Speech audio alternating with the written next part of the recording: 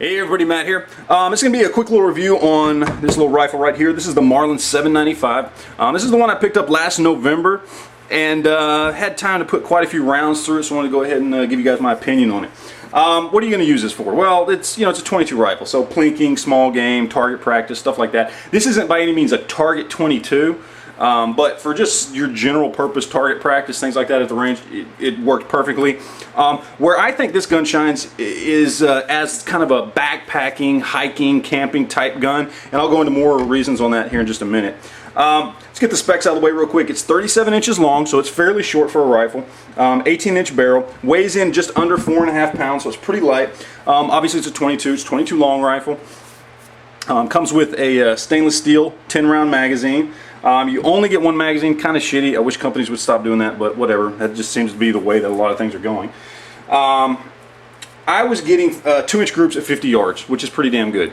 I'm sure the gun is far more accurate than that, and out to further distances than that. It's just my ability to stand there, not in a prone position or anything, or with a bench rest, and get 2-inch groups. I was pretty impressed with that, so I was happy. Did good with that, and I think it's more than accurate enough for just about anything you're going to need. As far as the features that come with it, it's got a nice lightweight synthetic, weatherproof stock, which is cool. I mean, most 22s are coming out with these nowadays anyway, so it's not that big a deal, but it does help save on weight. It's got a nice crossbar safety right here behind the trigger, which is cool, like that. I always like the crossbar safeties better than some of the Tang safeties and stuff like that. Some of your little, like my Savage has a little flip safety up here, kind of the Remington style. I like the crossbar safety better.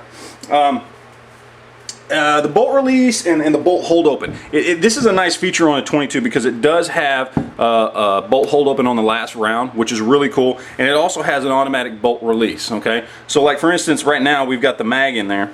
Let's take the mag out here real quick. If I wanted to let the bolt go forward, you got this lever right here. I just push it down and the bolt goes forward. If I want to hold the bolt open, just hold it back, push that up, and it holds the bolt. The other thing that is pretty cool about this is, let the bolt forward again, mag's in there, mag's empty, goes back on the last round. Nice little feature. A lot of 22s don't have that. I think it's cool. So it's just a nice little added feature for that. Mag release is nothing special. In fact, it's kind of stiff. The mag, if you see your little release here, okay, the mag doesn't even really drop free. You can shake it and it doesn't drop free. You've got to pull the mag out. Nothing really to complain about. It'd be nice if it dropped free, but whatever. The disassembly on this is pretty easy. I'm not going to do it on camera. You got 2 screws, you take those out and it just all comes down.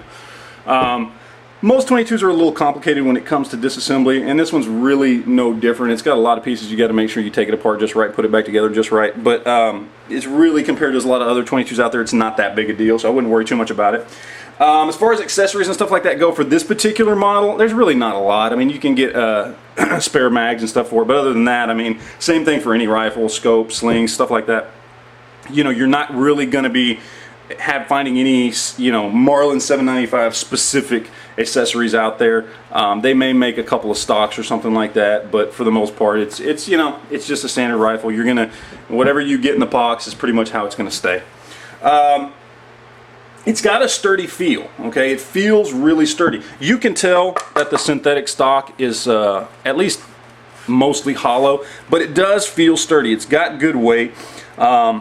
Just all in all, it feels like a good gun. And to go back to what I said about the camping, hiking thing, because of the size and weight of this thing, it just feels like a good light pack gun. You know what I mean? Something you want to take, you want to go out and hike or camp or something like that. You just want to either plink or shoot squirrels or whatever, and you don't want to lug something larger and heavier around. Because I will tell you, there is a definite, there's almost a 2-pound difference between this and my Savage 64.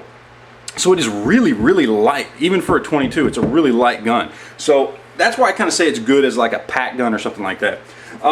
Overall, it's a good looking gun. I mean, it's nothing special over any other 22s out there, but overall, it's a good looking gun. It's not ugly by any means. And value-wise, you can pick these up probably around the $110 to $120 range, brand new. Now, I got this on special for 89 bucks.